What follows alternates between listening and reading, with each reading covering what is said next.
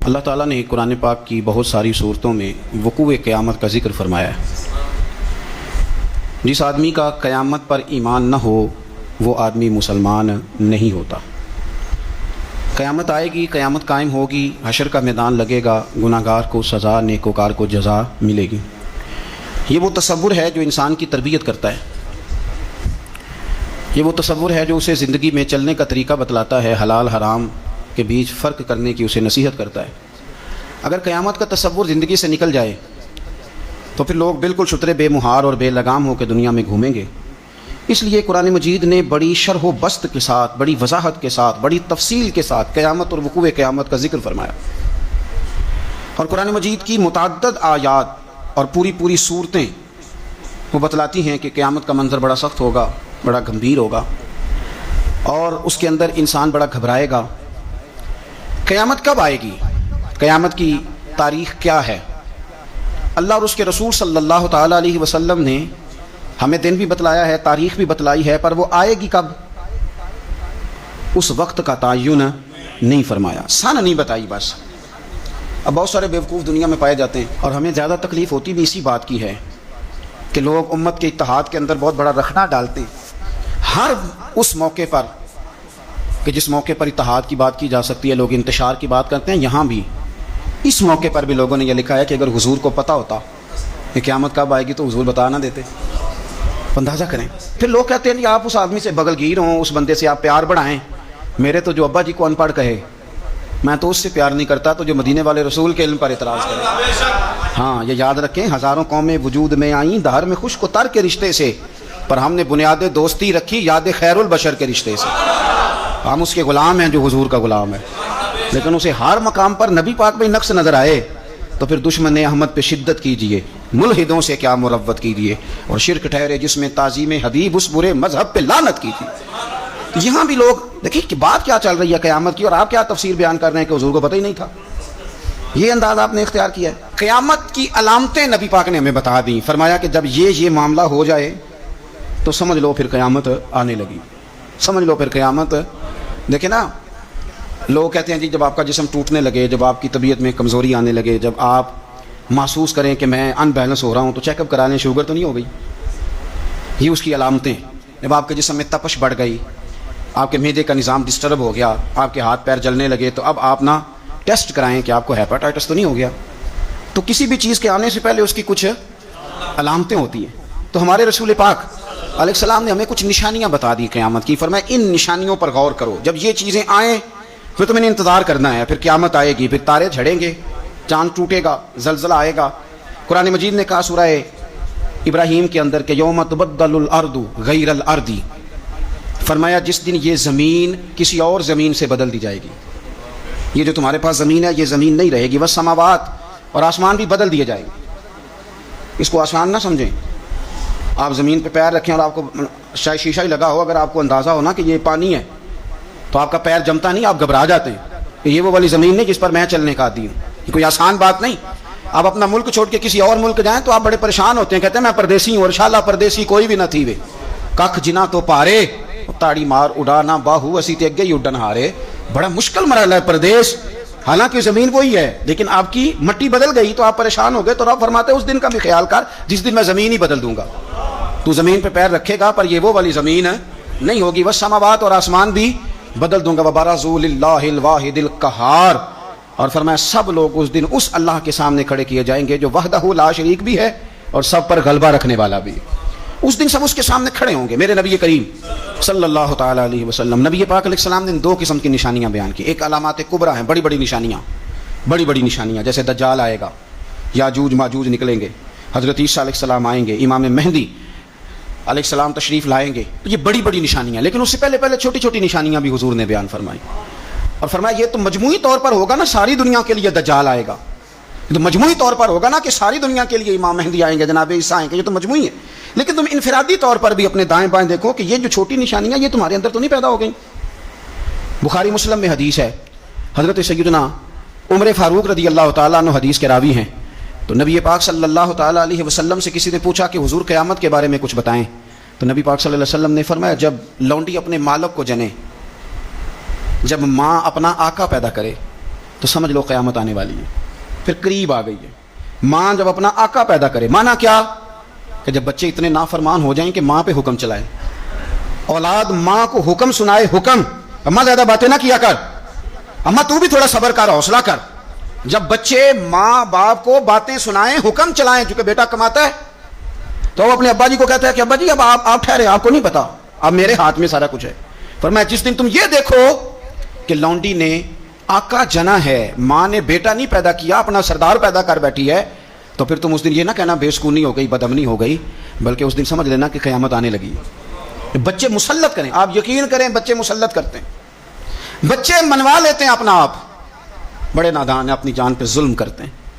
اور میں نوجوانوں کو ایک بات عرض کروں، ماں باپ کی بات ماننے کا نام ان کی خدمت نہیں، ان کو خرچہ دینے کا نام خدمت نہیں، بلکہ بتائے رسول کریم علیہ السلام نے کیا فرمایا؟ فرمایا رضا اللہ فی رضا الوالد.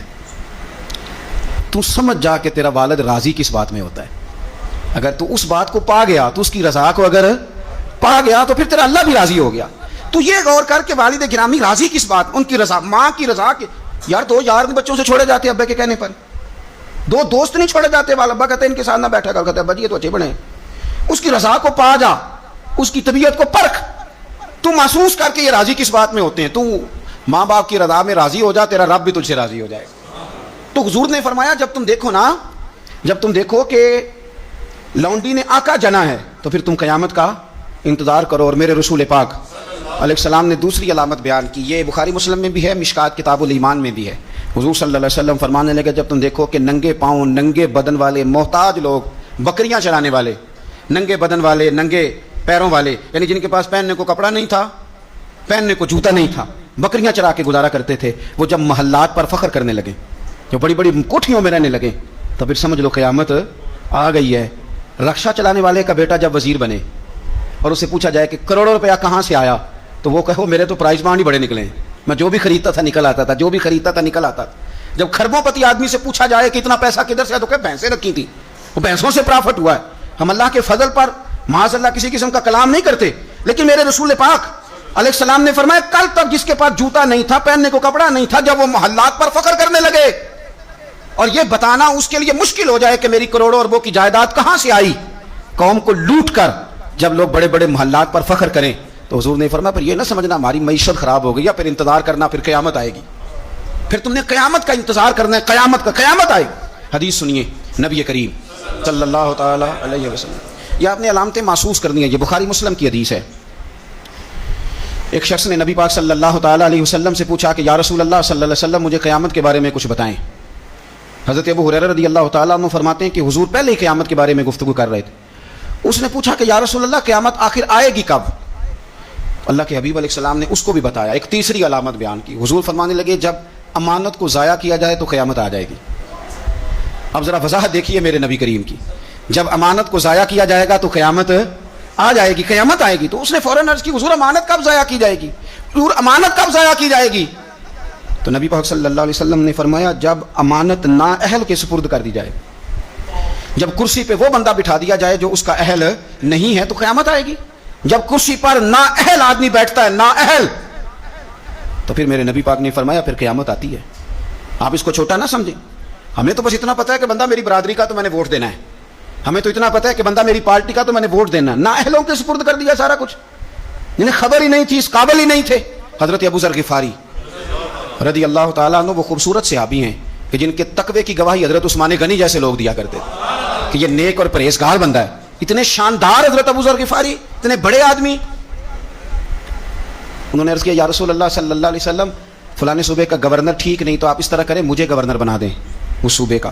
تو نبی پاک علیہ السلام نے فرمایا ابو ذر تو نیک آدمی ہے، تو نفیس آدمی ہے، تو اچھا آدمی ہے، تو پرہیزگار ہے، لیکن حضور علیہ السلام فرمانے لگے تو گورنری کے قابل نہیں. یہ ایک بہت بڑی امانت ہے، بہت بڑی ذمہ داری ہے، تو اس ذمہ داری کو اٹھانے کی طاقت نہیں رکھتا، اس قابل تو نہیں ہے. محبت اور چیز کا نام ہے، قابلیت یہ بھی ہو سکتا ہے کہ کوئی آدمی کسی چیز سے مخلص ہو لیکن اس کی قابلیت نہ رکھتا ہو. قابل آدمی کو آپ بٹھائیں گے، مخلص ہونا اور ہے، قابل ہونا. ایک آدمی آپ سے بڑا پیار کرتا ہے پر وہ ڈاکٹر نہیں، تو دوائی اس سے لیں گے کہ ڈاکٹر سے لیں گے؟ تو آپ کہیں ڈاکٹر تو میرا واقف ہی نہیں، میں نے تو یہ پیار بڑا کرتا ہے دوائی اسی سے لینی ہے. بھائی محبت اور چیز ہے، قابلیت ہم نااہلوں کے سپرد مانتے کرتے ہیں، یہ مان جانا چاہیے ہمیں. ملا رومی نے ایک بڑی خوبصورت بات لکھی ہے، بڑی خوبصورت. اور فرماتے ہیں کہ بادشاہ نے باز رکھا ہوا تھا، باز بڑا تنگ تھا بادشاہ سے، تو باز جو ہوتا ہے نا اس کے ناخن بڑے ہوتے ہیں، اس کے پر بھی بڑے ہوتے ہیں، اس لیے کہ اس نے پنجوں کے ساتھ اپنا شکار پکڑنا ہوتا ہے، پروں کے ساتھ پکڑنا ہوتا ہے، تو اس کے ناخن بھی بڑے بڑے تھے، پر بھی بڑے بڑے تھے، پر وہ بادشاہ سے تنگ بڑا تھا کہ یہ جو ہے اس نے مجھے قید کیا ہوا ہے۔ ایک دن پنجرا کھلا تھا تو باز اڑ گیا، ایک بوڑھی اماں کے گھر چلا گیا، بوڑھی نے بڑا پیار کیا، پہلے تو تھپکی دی، پھر چوری کھلائی، پھر بڑی محبت کری، باز اسے بڑا راضی ہوا، اس نے کہا یہ اماں ٹھیک ہے، قید تو نہیں نہ کرتی، چوریاں بھی کھلاتی ہے، پیار بھی بڑا کرتی ہے۔ تو اماں ایک دن کہنے لگی کتنا بیوقوف تھا بادشاہ جس کے پاس تو رہتا تھا، تیرے نہ کبھی ناخن کاٹے نہ تیرے بال کاٹے۔ اس نے اس طرح پکڑا اور پہلے اس کے ناخن اتارے، بڑا چیخا، بڑا چلایا کہ میرا تو کمال ہی میرے ناخنوں میں ہے، انہیں کاٹ ڈالے، پھر اس نے کینچی لی اور اس کے پر کاٹے، کیونکہ دیکھو کتنا برا حال کیا ہوا ہے۔ اب وہ نہ شکار پکڑنے کے قابل رہا نہ اڑنے کے قابل رہا، حالانکہ اماں نے کیا پیار ہی ہے، لیکن وہ پیار کر سکتی تھی، باز رکھ سکتی، اس کو رکھنے کے لیے کچھ صلاحیتیں، کچھ خوبیاں چاہیے۔ بادشاہ ڈھونڈتے ڈھونڈتے اس کے گھر آگے آ کے دیکھا تو اس کا برا حال ہے، اس کے قریب آیا تو وہ باز رونے لگا، تو کہنے لگا مجھے واپس لے چل، تیری قید ہی مجھے اچھی ہے۔ تو اس نے کہا تو یہاں کیوں پڑا؟ کہنے لگا یہ پیار بڑا کرتی تھی لیکن اسے پیار کرنا آتا ہے پر باز رکھنا نہیں آتا، جو باز رکھنے کا انداز ہے وہ اور ہے، پیار کرنے کا رنگ اور ہے۔ ہمارے ہاں لوگ کہتے ہیں بندہ اچھا بڑا ہے، میں کہتا ہوں اچھا ہونا اور بات ہے اور کسی عہدے کے قابل ہونا اور ہے، اور بات ہے۔ تو جب نااہل کے ذمے کام لگائے جاتے ہیں تو پھر کیا ہوتا ہے؟ پھر قیامت آتی ہے نااہلوں کے ذمے۔ 6 نشانیاں حضور نے اور بیان کی بخاری مسلم میں۔ نبی پاک صلی اللہ تعالیٰ علیہ وسلم نے فرمایا جب علم اٹھا لیا جائے گا اور جہالت کی کثرت ہو جائے گی، اور تیسرا فرمایا جب زنا کاری بہت زیادہ ہونے لگے گی، چوتھے نمبر پہ فرمایا جب شراب عام ہو جائے گی، اور 5ویں نمبر پر فرمایا جب مردوں کی تعداد کم ہو جائے اور عورتوں کی زیادہ ہو جائے، اور 6ٹھے نمبر پہ فرمایا جب تم دیکھو کہ 50 عورتوں کی سرپرستی کرنے والا ایک مرد ہے، ان کی نگہبانی کرنے والا ایک ہے، ایک مرد ہے 50 عورتیں۔ جب یہ 6 علامتیں آئیں تو سمجھ لو قیامت آنے والی۔ علم اٹھا لیا جائے۔ علم کیسے اٹھتا ہے؟ علماء جب چلے جاتے ہیں اور پیچھے نئے علماء تیار نہیں ہوتے تو پھر علم اٹھ جاتا ہے۔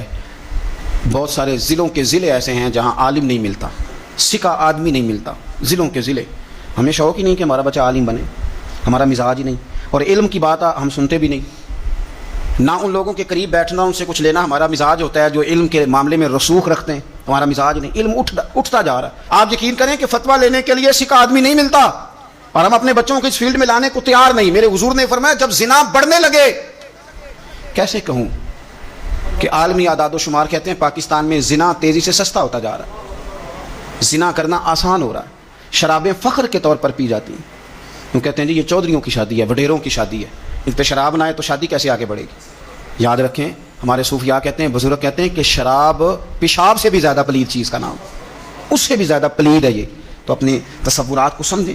جب عام ہو جائے یہ کام، عام، جب جہازوں کے اندر، انٹرنیشنل فلائٹس کے اندر شراب عام ملے، جب آپ کے ملک کے اندر 14 کمپنیاں رجسٹرڈ ہوں جن کو اجازت ملی گئی ہو کہ آپ شراب بنا سکتے ہیں، بیچ سکتے ہیں، تو پھر حضور نے فرمایا قیامت کا انتظار کرنا۔ میرے رسول پاک علیہ السلام نے فرمایا، ابو داؤد شریف کی حدیث ہے، حضرت سلمہ بنت حرام ایک صحابی ہیں، وہ فرماتی ہیں کہ نبی پاک صلی اللہ تعالیٰ علیہ وسلم نے فرمایا کہ قیامت کے قریب نا لوگوں کو مسجد کے لیے امام نہیں ملے گا، لوگ ایک دوسرے کو دھکا دیں گے کہ نماز پڑھاؤ نماز پڑھاؤ۔ کہاں ملتے ہیں امام مساجد؟ پہلے تو امام کی تنخواہ اتنی زیادہ ہے کہ کوئی امام لگنے کو تیار ہی نہیں، اور اگر خیر سے کہیں کوئی امام لگ جائے تو پھر یہ کہ اگر 25 نمازی ہیں نا تو 25 کی الگ الگ بولی ہے، الگ الگ رویہ، الگ الگ سوچ ہے۔ امام بیچارے نے 25 کے معیار پہ پورا اترنا ہے، 25 کے معیار پہ، اگر ایک کے معیار پہ بھی پورا نہیں اترا تو وہ کل بھی فارغ ہے اور آج بھی مفارغ ہے، چھٹی ہے اس کی۔ 25 بندوں کے معیار پہ آپ نے پورا اترنا ہے۔ ایک کہتا ہے کہ مولوی صاحب صبح فجر کی نماز ہی تو مزیدار ہوتی ہے، تو قرآن شریف زیادہ پڑھا کریں، دل کر رہا ہے سننے کو، کہیں جانا ہے۔ تو دوسرا کہہ رہا ہے حضرت صاحب ڈیوٹی بھی کرنی ہے، مہربانی فرمائیں نماز ذرا چھوٹی پڑھائیں۔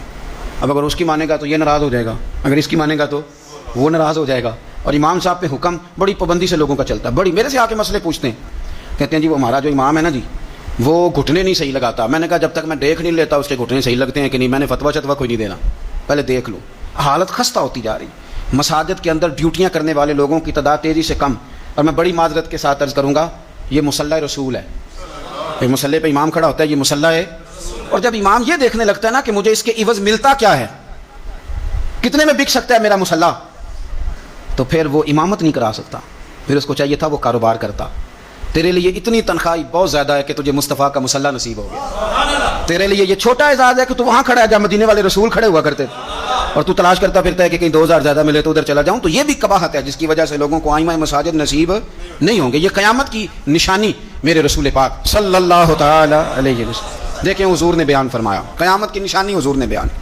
نبی پاک صلی اللہ تعالی علیہ وآلہ وسلم نے ارشاد فرمایا, حضرت ابو موسیٰ اشعری رضی اللہ تعالیٰ عنہ راوی ہیں, حدیث مشکات میں بھی ہے, ابو داؤد شریف میں بھی ہے. نبی پاک علیہ الصلوۃ والسلام فرمانے لگے, قیامت کے قریب اس طرح اندھیری رات میں کوئی چیز گرتی ہے, ٹکڑے برستے ہیں تو پتہ نہیں نہ چلتا اندھیرے کی وجہ سے, اس طرح فرمایا تمہاری چھتوں پہ فتنے برسیں گے, فتنے. اور حضور فرماتے ہیں ان فتنوں کے زمانے میں بندہ صبح مومن ہوگا, شام کو کافر ہو جائے گا, اور شام کو کافر ہوگا, صبح مومن ہو جائے گا, صبح مومن ہوگا, شام کو کافر ہو جائے گا. اس کی کیفیت بدلے گی. اور حضور علیہ الصلوۃ والسلام فرمانے لگے, اس زمانے میں جو آدمی چل رہا ہوگا نا, اس سے وہ بندہ بہتر ہوگا جو بیٹھا ہوا ہے. اور حضور فرمانے لگے, اس زمانے میں جو آدمی دوڑ رہا ہوگا, اس سے وہ بہتر ہوگا جو آہستہ آہستہ چل رہا. فتنوں کے زمانے میں فتنے چھتوں پر برسیں گے, بندہ صبح مومن ہوگا, شام کو کافر ہوگا, شام کو مومن ہوگا تو صبح کافر ہو جائے. اس تیزی کے ساتھ فتنے برسیں گے کہ ایمان لے جائیں گے. اے اللہ ہماری اولادوں کی حفاظت فرما.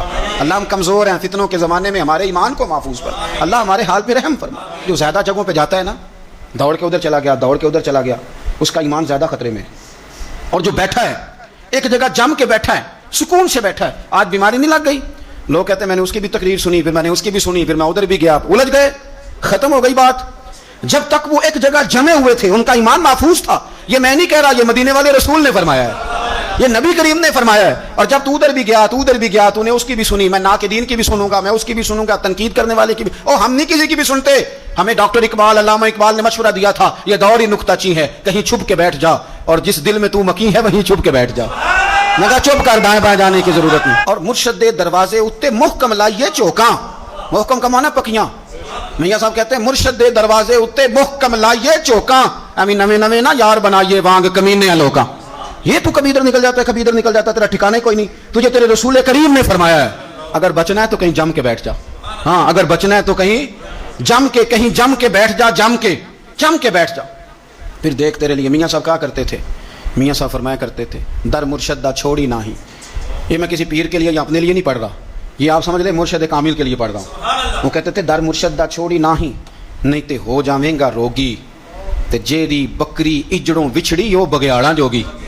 جیڑی بڑے بڑے بگیاڑ بیٹھے, بڑے بڑی لمبی چوڑی حدیثیں سنا کے باتیں, بڑے بڑے بگیاڑ, تو کسی کے قابو آ جائے گا, تیرے اندر طاقت نہیں بچنے کی, تو بس کر, یہ دور نکتہ چی ہے, تو کہیں چھپ کے بیٹھ جا. اور جس دل میں تو مکی ہے وہیں چھپ. 23 سال ہو گئے تھے بابا فرید الدین گنج شکر کو خواجہ قطب الدین کے پاس رہتے ہوئے. تو ایک یار اس رنگ کو, یہ ایک مزہ ہے, یہ جو ساری دنیا دیکھنے کا چسکا ہے نا, اور ساری یہ خراب کر دے گا. 23 سال ہو گئے تو خواجہ قطب الدین صاحب کی خدمت میں کسی نے کو بندہ آیا دلی میں, تو اس نے آ کے بابا فرید سے پوچھا فلانے محلے جانا ہے, تو آپ فرمانے لگے مجھے نہیں پتا. تو وہ کہنے لگا آپ بھی نئے آئے ہیں؟ فرمایا نہیں 23 سال ہو گئے. تو اس نے کہا پھر آپ کو پتہ ہی نہیں؟ تو فرمانے لگے 2 گلیوں کا پتہ ہے, ایک جو مرشد کے گھر جاتی ہے, دوسری جو واپس آتی ہے. مرشد دے دروازے اتے محکم لائیے چوکاں, ایویں نویں نویں نہ یار بنائیے وانگ کمی. تو اگر فتنوں سے بچنا ہے تو آپ جم کے شریعت پر, دین پر اچھے طریقے, فتنوں سے بچیں, نئی کہانیاں سننے سے بچیں. جو نئے لوگ آ جاتے ہیں نا نیا میک اپ کر کے کہ ہم اصل چیز لے کے آئے, اصل نہ بھائی, اصل وہی تھا جو داتا علی اجویری لے کے آئے تھے, اصل وہی ہے جو معین الملت والدین عطائے رسول خواجہ معین الدین چشتی لے کے آئے, اصل وہی ہے جو حضرت بہاؤاللہ نقشبند بخاری نے بتایا, اصل وہی ہے جو شیخ شہاب الدین سہروردی نے بتایا, اصل وہی ہے جس کی تبلیغ غوث اعظم جیلانی نے فرمائی, جنہوں نے اپنی محبت کے ساتھ لوگوں کو دین کے اندر لا کر کے لوگوں کی روحوں تک مذہب اتارا. تو فتنوں کے زمانہ, یہ قرب قیامت کا زمانہ ہوگا, بھانت بھانت کی بولیاں, نئی کہانیاں. ہمیں کیا لگے ان کہانیوں سے, ہم نے تو یہ بات سمجھ لی ہے, یہ بات ہمارے دل میں بیٹھ گئی ہے کہ بعد خدا بزرگ توئی قصہ مختصر, اس پر جمے رہیں, اس پر قائم رہیں, اسی پر اللہ کی بارگاہ سے خاتمہ بالخیر مانگیں.